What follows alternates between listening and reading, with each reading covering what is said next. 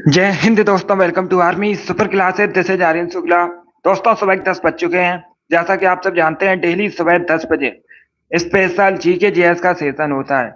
सो आज की क्लास में हम जीके के 60 इंपॉर्टेंट क्वेश्चन डिस्कस करेंगे विद एक्स्ट्रा फैक्ट। ये सभी टॉप के क्वेश्चन होंगे, इंपॉर्टेंट क्वेश्चन होंगे।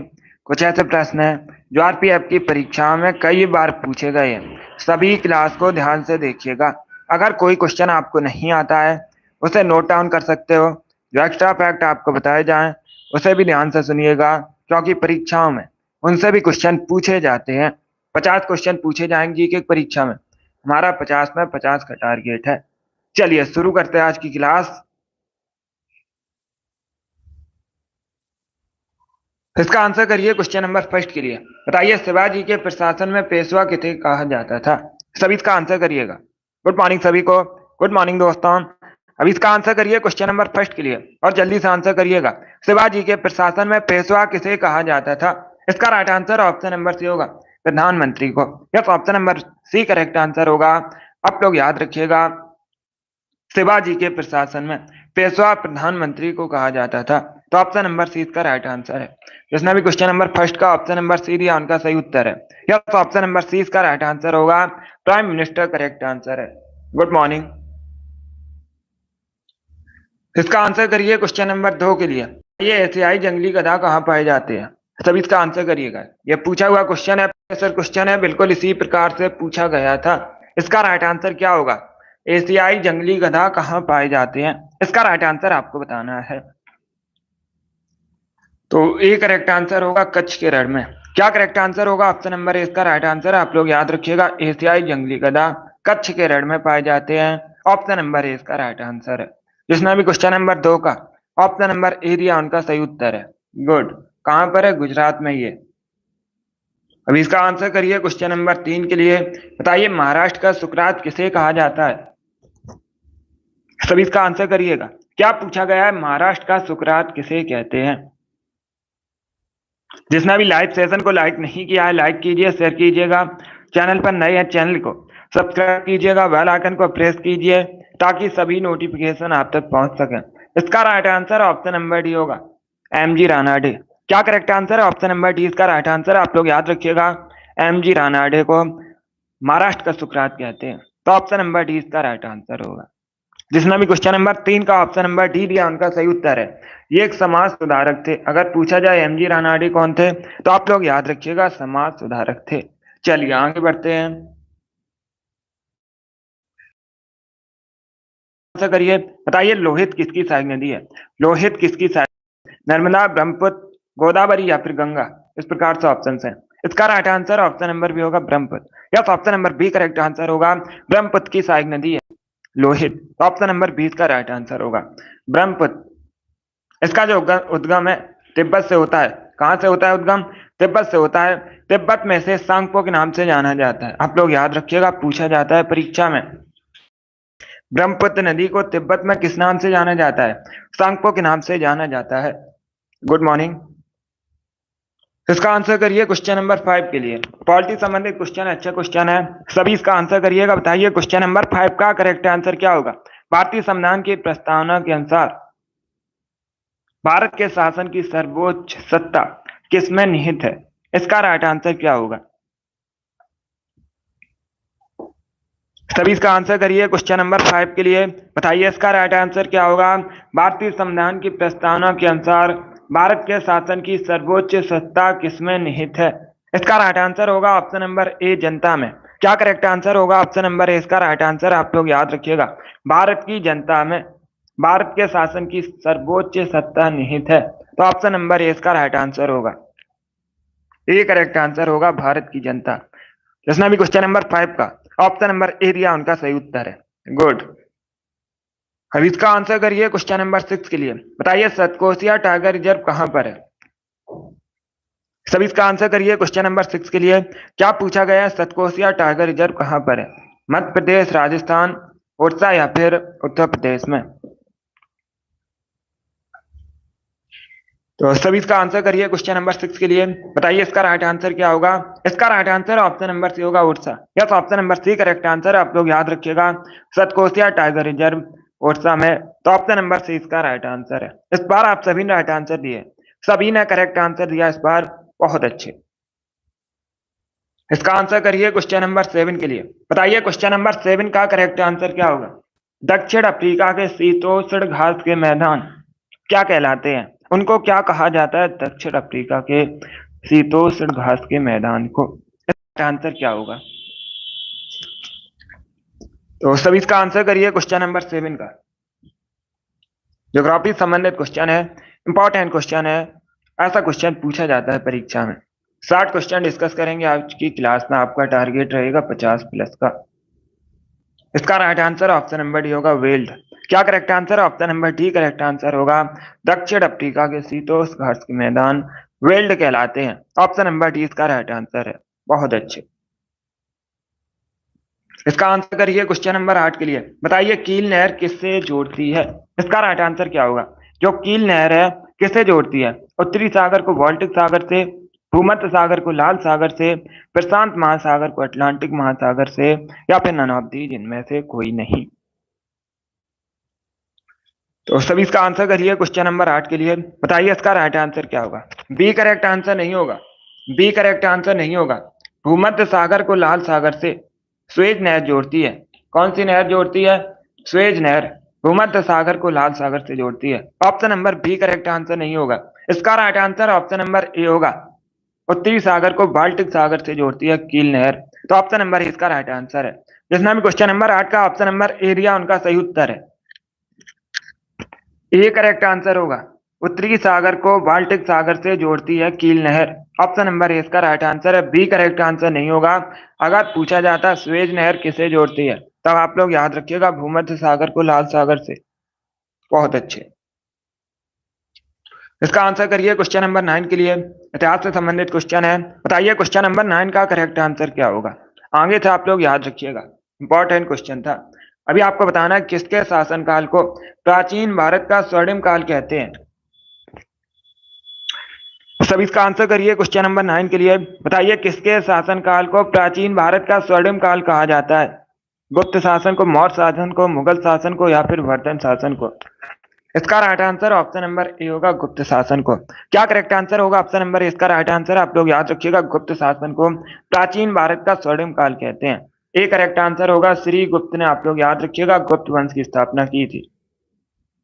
इसका आंसर करिए क्वेश्चन नंबर 10 के लिए। बताइए ब्रह्मगिरी वन्य जीव अभ्यारण्य कहां पर है?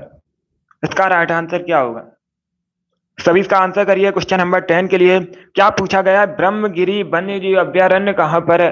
उत्तर प्रदेश में, तमिलनाडु में, मिजोरम में, या फिर कर्नाटका में? सभी इसका आंसर करिए क्वेश्चन नंबर 10 के लिए। इसका right answer option number D होगा, कर्नाटका में। Yes, option number D correct answer, आप लोग याद रखिएगा कर्नाटक में ब्रह्मगिरी वन्य जीव अभ्यारण्य। ऑप्शन नंबर डी इसका राइट आंसर होगा। तमिलनाडु करेक्ट आंसर नहीं होगा, ना मिजोरम करेक्ट आंसर होगा। इसका right answer option number D होगा, कर्नाटका। कर्नाटक में ब्रह्मगिरी वन्य जीव अभ्यारण्य, तो ऑप्शन नंबर डी इसका राइट आंसर है। गुड। इसका आंसर करिए क्वेश्चन नंबर 11 के लिए। बताइए गिद्दा जो कि नृत्य रूप है, आपको बताना है मुख्यतः किस राज्य से संबद्ध है। इसका राइट आंसर क्या होगा? गिद्दा जो कि नृत्य का एक रूप है, किस राज्य से संबद्ध है, यह आपको बताना है। पंजाब, हिमाचल प्रदेश, हरियाणा, या फिर राजस्थान? इस प्रकार से ऑप्शन हैं।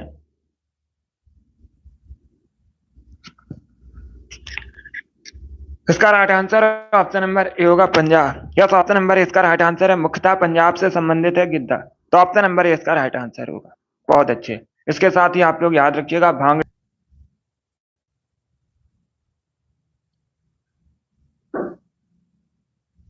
Good morning.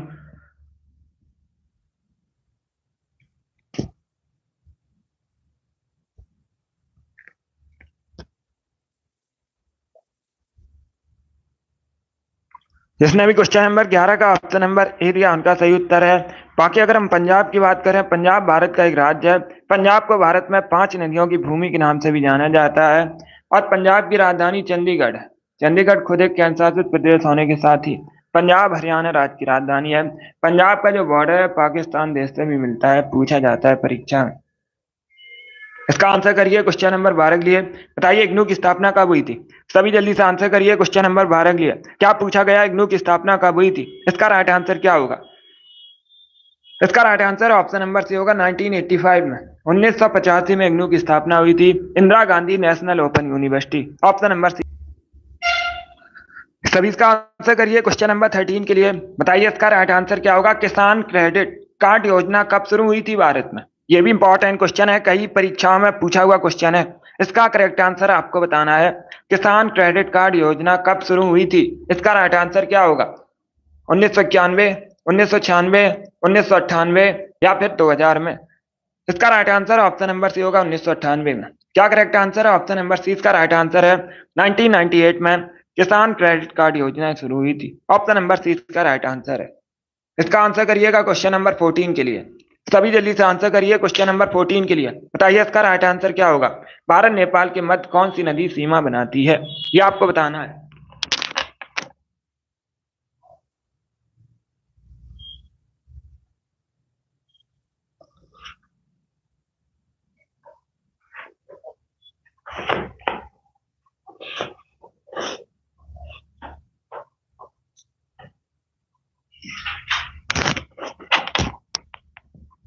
इसका right answer option number C होगा काली नदी। क्या करेक्ट आंसर होगा? सी करेक्ट आंसर होगा। भारत नेपाल के मध्य काली नदी सीमा बनाती है, तो ऑप्शन नंबर सी इसका राइट आंसर है। अब इसका आंसर करिए क्वेश्चन नंबर 15 के लिए।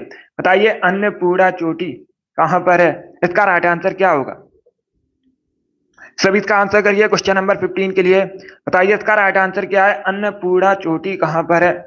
इसका आंसर क्या होगा?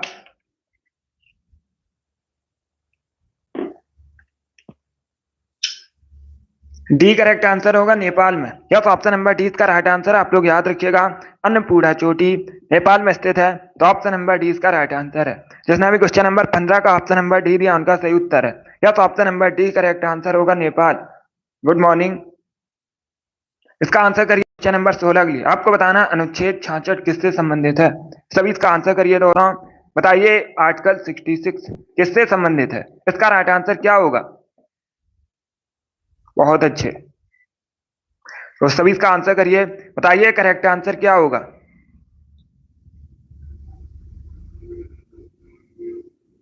इसका राइट आंसर होगा ऑप्शन नंबर बी, उपराष्ट्रपति के चुनाव से संबंधित है। या तो ऑप्शन नंबर 20 का राइट आंसर, आप लोग याद रखिएगा, अनुच्छेद 66 उपराष्ट्रपति के चुनाव संबंधित है, तो ऑप्शन नंबर 20 का राइट आंसर है। गुड। अब इसका आंसर करिए क्वेश्चन नंबर 17 के लिए। सभी जल्दी से आंसर करिए क्वेश्चन नंबर 17 के लिए। बताइए इसका राइट आंसर क्या होगा? निम्न में से कौन सा शहर डैन्यूब नदी किनारे स्थित नहीं है? ये अच्छा क्वेश्चन है, पहले क्वेश्चन को समझिएगा, उसके बाद ही आंसर करिए। जल्दबाजी में आपको आंसर नहीं देना है। क्या पूछा गया है? इनमें से कौन सा शहर डैन्यूब नदी किनारे स्थित नहीं है? इसका राइट आंसर क्या होगा? सभी इसका आंसर करिएगा। बहुत अच्छे। इसका right answer option number C होगा, रोम। क्या करेक्ट आंसर है? ऑप्शन नंबर सी इसका राइट आंसर है। कई बार मैंने आपको बताया है, रोम किस नदी के किनारे स्थित है? टाइबर नदी के किनारे बसा है। किस नदी के किनारे बसा है? टाइबर नदी के किनारे बसा है रोम, और इटली की राजधानी है। यूरोप महाद्वीप के अंतर्गत आता है इटली। बाकी आप लोग याद रखिएगा, बेलग्रेड, बुडापेस्ट, वियना, ये सभी डैन्यूब नदी के किनारे स्थित है। जिसने भी क्वेश्चन नंबर 17 का ऑप्शन नंबर सी दिया उनका सही उत्तर है। सी करेक्ट आंसर होगा इसका। चलिए आगे बढ़ते हैं। गुड। इसका आंसर करिए क्वेश्चन नंबर 18 के लिए। बताइए दोस्तों, कार का मात्रक क्या होता है? सभी इसका आंसर करिए क्वेश्चन नंबर 18 के लिए। क्या पूछा गया है? कार का मात्रक क्या होता है? इसका राइट आंसर क्या होगा? Good morning. सभी जल्दी से आंसर करिए क्वेश्चन नंबर 18 के लिए। क्या पूछा गया है? कार का मात्रक जूल, न्यूटन, डाइन या फिर नन ऑफ दी? इसका right answer option number A होगा, जूल। यस, ऑप्शन नंबर इसका राइट आंसर है। आप लोग याद रखिएगा, कार का मात्रक जूल होता है, तो ऑप्शन नंबर इसका राइट आंसर है। अब इसका आंसर करिए क्वेश्चन नंबर 19 के लिए। पॉलिटी संबंधित क्वेश्चन है, थोड़ा सा कठिन क्वेश्चन है, बट आप लोग आंसर करिएगा। क्या पूछा गया है क्वेश्चन? भारतीय संविधान के किस अनुच्छेद द्वारा सिखों द्वारा कृपाण धारण करना धार्मिक स्वतंत्रता का अंग माना जाता है? इसका राइट आंसर क्या होगा? अनुच्छेद 24, अनुच्छेद 25, अनुच्छेद 26 या फिर अनुच्छेद 27। इस प्रकार से ऑप्शन हैं। तो सभी इसका आंसर करिए क्वेश्चन नंबर 19 के लिए। इसका right answer option number B होगा अनुच्छेद 25। Yes, option number B correct answer होगा। अनुच्छेद 25 के द्वारा सिखों द्वारा कृपाण धारण करना धार्मिक स्वतंत्रता का अंग माना जाता है। तो ऑप्शन नंबर 20 का राइट आंसर होगा। आगे बढ़ते हैं। इसका आंसर करिए क्वेश्चन नंबर 20 के लिए। सभी जल्दी से आंसर करिए क्वेश्चन नंबर 20 के लिए। बताइए माउंट आबू का तिलवाड़ा मंदिर किसको समर्पित है, किससे संबंधित है, ये पूछा गया है। ये है कहां पर अगर पूछा जाए, राजस्थान के माउंट आबू में है तिलवाड़ा मंदिर। जैन तीर्थंकर से संबंधित है। ऑप्शन नंबर डी इसका राइट आंसर होगा। क्या करेक्ट आंसर है? ऑप्शन नंबर डी इसका राइट आंसर है, जैन तीर्थंकर से संबंधित है। अब इसका आंसर करिए क्वेश्चन नंबर 21 के लिए। बताइए दोस्तों, ईस्ट इंडिया कंपनी का प्रथम गवर्नर कौन था? ईस्ट इंडिया कंपनी का पूछा गया है, प्रथम गवर्नर कौन था? तो इसका राइट आंसर क्या होगा? इसका राइट आंसर होगा ऑप्शन नंबर ए, Thomas Smythe. Yes, option number ए इसका राइट आंसर है। आप लोग याद रखिएगा, Thomas Smythe east India company का प्रथम गवर्नर था। इसका right answer option number A होगा। बहुत अच्छे, ये भी इंपॉर्टेंट क्वेश्चन है, कई परीक्षाओं में पूछा हुआ क्वेश्चन है, इसे आप लोग याद रखिएगा। अगर कोई क्वेश्चन आपका गलत होता है उसे नोट डाउन कर सकते हो, बिकॉज ये सभी इंपॉर्टेंट क्वेश्चन है। अब इसका आंसर करिए क्वेश्चन नंबर 22 के लिए। सभी इसका आंसर करिए क्वेश्चन नंबर 22 के लिए। बताइए इसका राइट आंसर क्या होगा? क्वेश्चन इस प्रकार से पूछा गया, ईस्ट इंडिया कंपनी का पूछा गया था। अब इसका आंसर करिए क्वेश्चन नंबर 22 के लिए। 1907 में भारतीय राष्ट्रीय कांग्रेस का सूरत अधिवेशन हुआ था, उसकी अध्यक्षता किसने की थी? सभी इसका आंसर करिए क्वेश्चन नंबर 22 के लिए। बताइए भारतीय राष्ट्रीय कांग्रेस का सूरत अधिवेशन हुआ था 1907 में, अध्यक्षता किसने की थी? इसका राइट आंसर क्या होगा? इसका right answer option number A होगा, रास बिहारी घोष ने। यस, ऑप्शन नंबर ए इसका राइट आंसर है, रास बिहारी घोष ने 1907 में भारतीय राष्ट्रीय कांग्रेस के सूरत अधिवेशन की अध्यक्षता की थी। अब इसका आंसर करिए क्वेश्चन नंबर 23 के लिए। अनहैप्पी इंडिया नामक पुस्तक किसने लिखी है? सभी जल्दी से बताइएगा, अनहैप्पी इंडिया नामक पुस्तक के लेखक कौन है? इसका राइट आंसर होगा option number B, Lala Lajpat Rai. Yes, option number B correct answer होगा, लाला लाजपत राय ने अनहैप्पी इंडिया नामक पुस्तक लिखी है। 24 के लिए आंसर करिए। बताइए लखनऊ समझौता कब हुआ था? इसका राइट आंसर क्या होगा? क्वेश्चन नंबर 24 इस प्रकार से, लखनऊ समझौता कब हुआ था? इसका right answer option number C होगा, 1916 में। यस, ऑप्शन नंबर सी इसका राइट आंसर है, 1916 में लखनऊ समझौता हुआ था। तो ऑप्शन नंबर सी इसका राइट आंसर होगा। चलिए आगे बढ़ते हैं। इसका आंसर करिए क्वेश्चन नंबर 25 के लिए। बताइए जमशेदपुर किस नदी किनारे स्थित है? जमशेदपुर झारखंड में है। कहाँ है अगर पूछा जाए तो आप लोग याद रखिएगा, झारखंड में है। किस नदी किनारे बसा है? सुवर्ण रेखा नदी किनारे बसा है। ऑप्शन नंबर इसका राइट आंसर होगा। अब इसका आंसर करिए क्वेश्चन नंबर 26 के लिए। सभी इसका आंसर करिए क्वेश्चन नंबर 26 के लिए। बताइए इसका राइट आंसर क्या होगा? भारत में दल विहीन प्रजातंत्र किसने प्रस्तावित किया था? इसका राइट आंसर क्या होगा? ये क्वेश्चन नंबर 26 है। बताइए इसका राइट आंसर क्या होगा? बहुत अच्छे, ऑप्शंस को पढ़ लीजिएगा, उसके बाद ही आंसर करिए। जल्दबाजी में आपको आंसर नहीं देना है। क्या पूछा गया है? भारत में दल विहीन प्रजातंत्र किसने प्रस्तावित किया था? इसका right answer option number D होगा, Jayaprakash Narayan. Yes, option number D correct answer होगा। आप लोग याद रखिएगा, जयप्रकाश नारायण ने भारत में दल विहीन प्रजातंत्र प्रस्तावित किया था। तो ऑप्शन नंबर डी इसका राइट आंसर होगा, जयप्रकाश नारायण। इसका आंसर करिए क्वेश्चन नंबर 27 के लिए। आपको बताना है किसके दरबार में सिजदा और पैबोस की प्रथा शुरू हुई थी? इसका राइट आंसर क्या होगा? क्या पूछा गया है? किसके दरबार में सिजदा और पैबोस की प्रथा शुरू हुई थी? इसका राइट आंसर क्या होगा दोस्तों? इसका right answer option number D होगा, बलबन के। Yes, option number D correct answer होगा, बलबन के दरबार में सिजदा पैबोस की प्रथा शुरू हुई थी। तो ऑप्शन नंबर डी इसका राइट आंसर है। अब इसका आंसर करिए क्वेश्चन नंबर 28 के लिए। बताइए मिनी माता रोग किससे होता है? इसका राइट आंसर क्या होगा? मिनी माता रोग किसके कारण होता है, ये आपको बताना है। तो सभी इसका आंसर करिए। बताइए क्वेश्चन नंबर 28 का करेक्ट आंसर क्या होगा? इसका right answer option number D होगा, पारा, मरकरी से। Yes, option number D correct answer होगा, मरकरी करेक्ट आंसर होगा, पारा करेक्ट आंसर होगा। अब इसका आंसर करिए क्वेश्चन नंबर 29 के लिए। बताइए प्रख्यात सांस्कृतिक केंद्र भारत भवन कहाँ पर स्थित है? सभी इसका आंसर करिएगा। भारत भवन कहाँ पर स्थित है ये आपको बताना है। बहुत अच्छे। इसका right answer option number B होगा Bhopal. Yes, option number B correct answer होगा। मध्य प्रदेश के भोपाल में भारत भवन है। ऑप्शन नंबर बी इसका राइट आंसर होगा। ये एक सांस्कृतिक केंद्र है।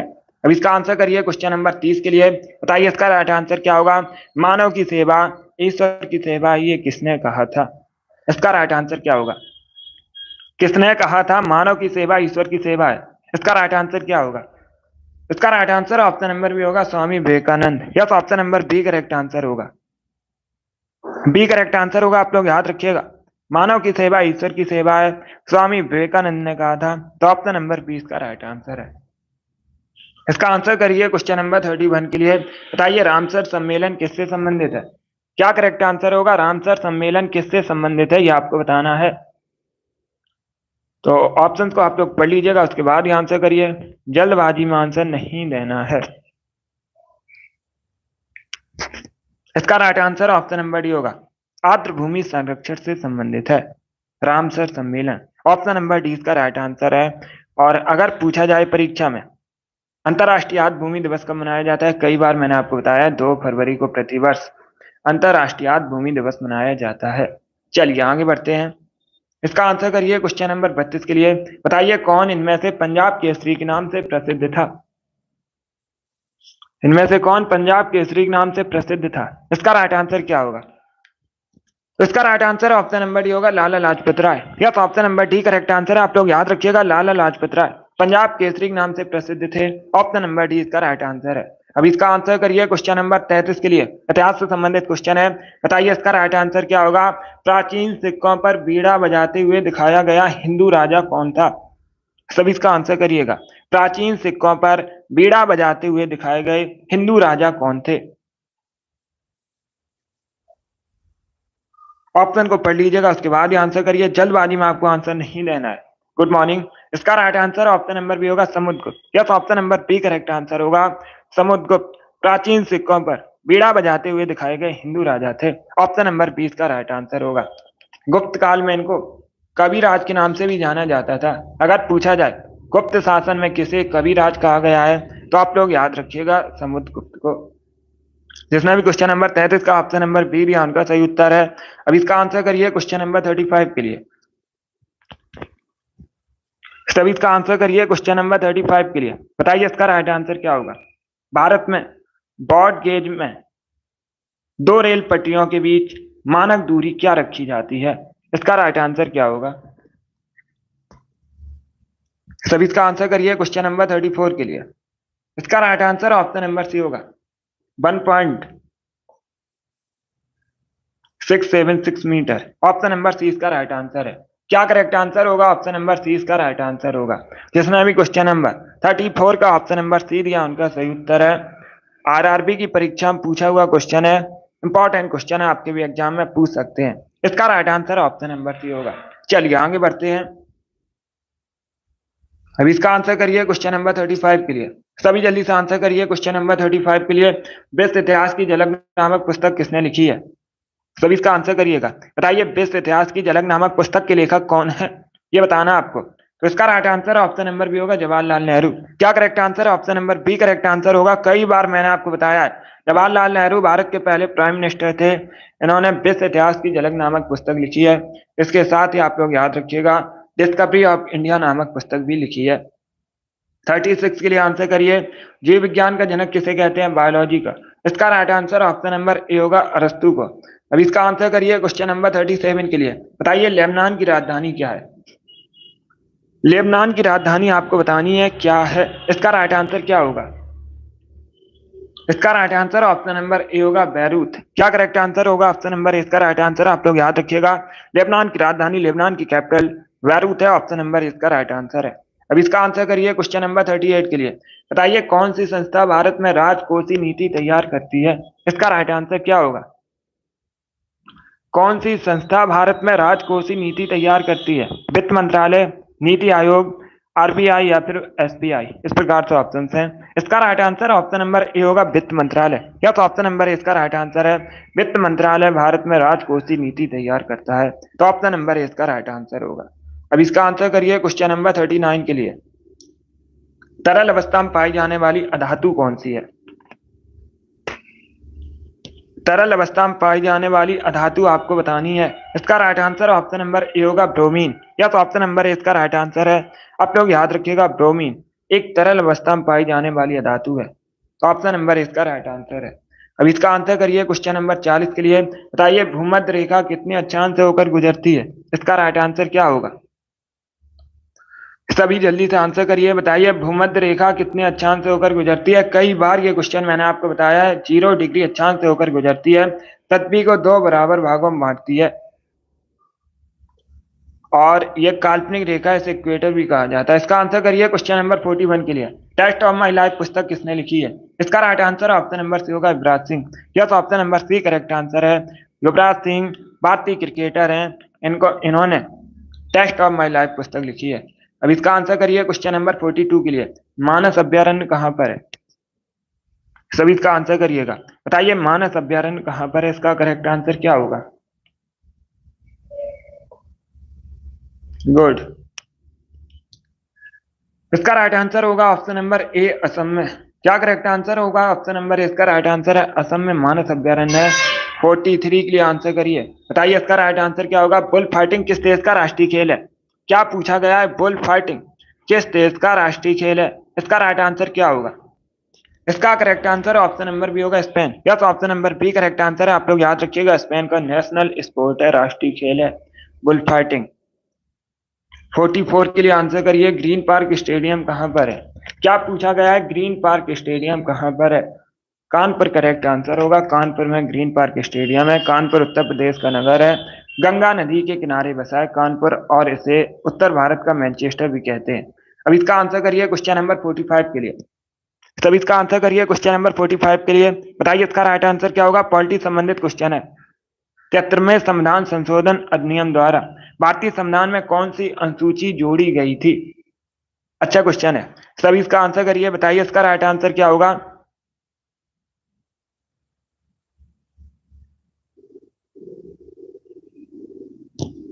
इसका right answer option number C होगा, 11वीं। यह तो option number C correct answer है।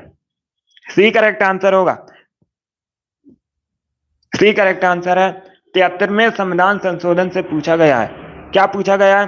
73वें संविधान संशोधन अधिनियम द्वारा भारतीय संविधान में कौन सी अनुसूची जोड़ी गई थी? तो 11वीं अनुसूची जोड़ी गई थी।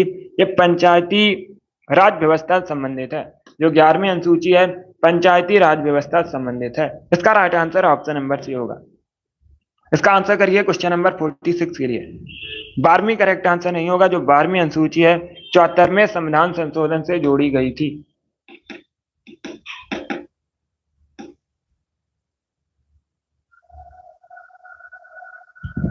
अब इसका आंसर करिए क्वेश्चन नंबर 46 के लिए। सब इसका आंसर करिए क्वेश्चन नंबर 46 के लिए। बताइए स्वतंत्रता संग्राम 1857 का सिपाही विद्रोह किस शहर में हुआ था?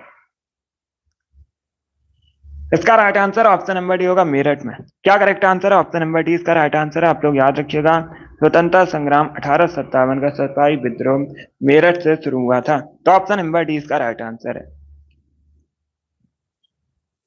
इसका right answer option number D है।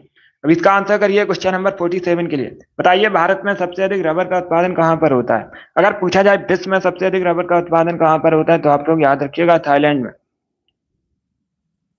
और भारत में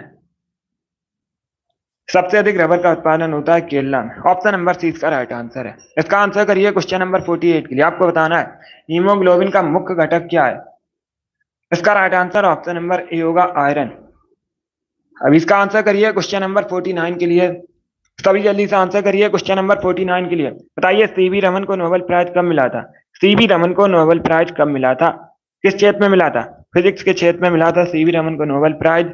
और कब मिला था? 1930 में, 1930 में मिला था। इसका आंसर करिए क्वेश्चन नंबर 50 के लिए। बताइए जिला कलेक्टर का पद कब बना था भारत में? सब इसका आंसर करिएगा। इसका right answer option number C होगा, 1772 में, 1772 में। जिला कलेक्टर का पद बना था। ऑप्शन नंबर सी इसका राइट आंसर होगा। अब इसका आंसर करिए क्वेश्चन नंबर 51 के लिए। बताइए शरीर का कौन सा अंग इंसुलिन का निर्माण करता है, ये आपको बताना है। सभी इसका आंसर करिए। बताइए क्वेश्चन नंबर 51 का करेक्ट आंसर क्या होगा। शरीर का कौन सा अंग इंसुलिन का निर्माण करता है मानव शरीर का। इसका right answer option number B होगा अग्नाशय pancreas. Yes, option number B correct answer होगा अग्नाशय इंसुलिन का निर्माण करता है। तो ऑप्शन नंबर 20 का राइट आंसर है। अब इसका आंसर करिए क्वेश्चन नंबर 52 के लिए। सब इसका आंसर करिए क्वेश्चन नंबर 52 के लिए। पॉलिटी संबंधित क्वेश्चन है, अच्छा क्वेश्चन है। पहले क्वेश्चन को समझिए, उसके बाद आंसर करिए, जल्दबाजी में आंसर नहीं देना है। निम्न में से कौन सा युग्म गलत है, यह बताना है आपको। ऑप्शन इस प्रकार है। पहली अनुसूची राज्य और केंद्र शासित प्रदेश से संबंधित है। ऑप्शन नंबर बी दूसरी अनुसूची भाषाओं से संबंधित है। ऑप्शन नंबर सी चौथी अनुसूची राज्य परिषद में सीटों का आवंटन से संबंधित है। ऑप्शन नंबर डी है तीसरी अनुसूची शपथ या अभिवचन के स्वरूप से संबंधित है। इस प्रकार से ऑप्शन है। तो ऑप्शंस को पढ़ लीजिए, उसके बाद ही आंसर करिए। इसका right answer option number B होगा दूसरी अनुसूची भाषाओं से संबंधित नहीं है।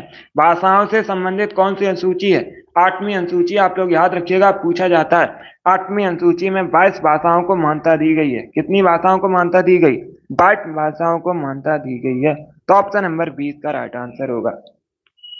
बाकी चारों ऑप्शन को आप लोग याद रखिएगा, बाकी के चारों ऑप्शन सही है। पहली अनुसूची में राज्य और केंद्र शासित प्रदेश से संबंधित है। चौथी अनुसूची राज्य परिषद में सीटों का आवंटन इससे संबंधित है। और जो तीसरी अनुसूची है शपथ या अवचन के स्वरूप से संबंधित है। बाकी ऑप्शंस को याद रखिएगा, इंपॉर्टेंट है। इसका आंसर करिए क्वेश्चन नंबर 53 के लिए। सभी इसका आंसर करिए क्वेश्चन नंबर 53 के लिए। बताइए इसका राइट आंसर क्या होगा। मराठा साम्राज्य का अंतिम पेशवा कौन थे। इसका right answer option number D होगा बाजीराव द्वितीय। Yes, option number D correct answer होगा। मराठा साम्राज्य के अंतिम पेशवा बाजीराव द्वितीय थे। और एक क्वेश्चन पूछा जाता है पेशवाई को कब समाप्त किया गया था, तो आप लोग याद रखिएगा 1818 में पेशवाई को समाप्त किया गया था। इसका आंसर करिए क्वेश्चन नंबर 54 के लिए। नंदा देवी चोटी किस राज्य में है। नंदा देवी चोटी आपको बताना है किस राज्य में है। इसका करेक्ट आंसर क्या होगा। इसका right answer option number B होगा उत्तराखंड में। Yes, option number B correct answer है। नंदा देवी चोटी उत्तराखंड में। इसका आंसर करिए क्वेश्चन नंबर 55 के लिए। बताइए विवेकानंद रॉक मेमोरियल कहां पर है। ए करेक्ट आंसर होगा तमिलनाडु में। क्या करेक्ट आंसर है, ऑप्शन नंबर इसका राइट आंसर है। जो विवेकानंद रॉक मेमोरियल है यह तमिलनाडु में स्थित है। 56 के लिए आंसर करिए। बताइए लोहे का शुद्धतम रूप क्या होता है। सभी इसका आंसर करिएगा। क्या पूछा गया है, लोहे का शुद्धतम रूप पूछा गया है, क्या होता है। इसका राइट आंसर क्या होगा। इसका right answer option number B होगा पिटवा लोहा। क्या करेक्ट आंसर होगा, बी करेक्ट आंसर होगा। 20 का राइट आंसर होगा। लोहे का शुद्धतम रूप पिटवा लोहा होता है। तो ऑप्शन नंबर 20 का राइट आंसर है। अब इसका आंसर करिए क्वेश्चन नंबर 57 के लिए। बताइए टहरी बांध किस नदी पर स्थित है। सभी इसका आंसर करिए क्वेश्चन नंबर 57 के लिए। इसका राइट आंसर क्या होगा। क्या पूछा गया है, टहरी बांध किस नदी पर स्थित है। इसका correct answer option number C होगा भागीरथी रिवर पर। यस, ऑप्शन नंबर सी इसका राइट आंसर है।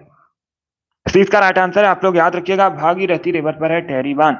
और आज पूछा जाए किस राज्य में, उत्तराखंड में। ये भी आप लोग याद रखिए। अब इसका आंसर करिए क्वेश्चन नंबर 58 के लिए। बताइए अमेरिका में फ्री हिंदुस्तान अखबार किसने शुरू किया था। सभी इसका आंसर करिएगा।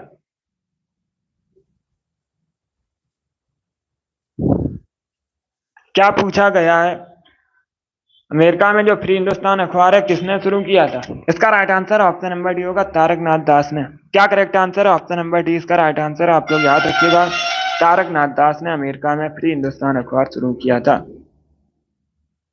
डी इसका राइट आंसर है। इसका आंसर करिएगा। क्वेश्चन नंबर 59 के लिए आंसर करिए। बताइए कनिष्क किस वंश से संबंधित है। सभी इसका आंसर करिए। क्या पूछा गया है, कनिष्क किस वंश से संबंधित है। तो डी इसका राइट आंसर होगा कुषाण वंश से। क्या, तो ऑप्शन नंबर डी इसका राइट आंसर है। कुषाण वंश से संबंधित है कनिष्क। अब इसका आंसर करिए क्वेश्चन नंबर 60 के लिए। बताइए मोटर वाहन की बैटरियों में किस एसिड का प्रयोग किया जाता है, किस अम्ल का प्रयोग किया जाता है। सभी इसका आंसर करिए क्वेश्चन नंबर 60 के लिए। इसका right answer option number D होगा H2SO4 का, सल्फ्यूरिक एसिड का। यस, ऑप्शन नंबर डी इसका राइट आंसर है। आप लोग याद रखिएगा मोटर वाहन की बैटरियों में सल्फ्यूरिक एसिड का प्रयोग किया जाता है। डी इसका राइट आंसर होगा। सल्फ्यूरिक एसिड का केमिकल फॉर्मूला होता है H2SO4। बहुत अच्छे, डी इसका राइट आंसर होगा। वेरी गुड दोस्तों। चलिए दोस्तों, आज की क्लास में हमने जीके के 60 इंपॉर्टेंट क्वेश्चन डिस्कस किए with extra fact. I hope आप सभी को ये क्वेश्चन समझ आए होंगे। सो क्लास को लाइक कीजिए, शेयर कीजिए, चैनल पर नए हैं चैनल को सब्सक्राइब कीजिए, बेल आइकन को प्रेस कीजिएगा ताकि सभी नोटिफिकेशन आप तक पहुंच सकें। चलिए इसी के साथ मैं आपको मिलूंगा अगली क्लास में। Thank you guys, thank you for watching.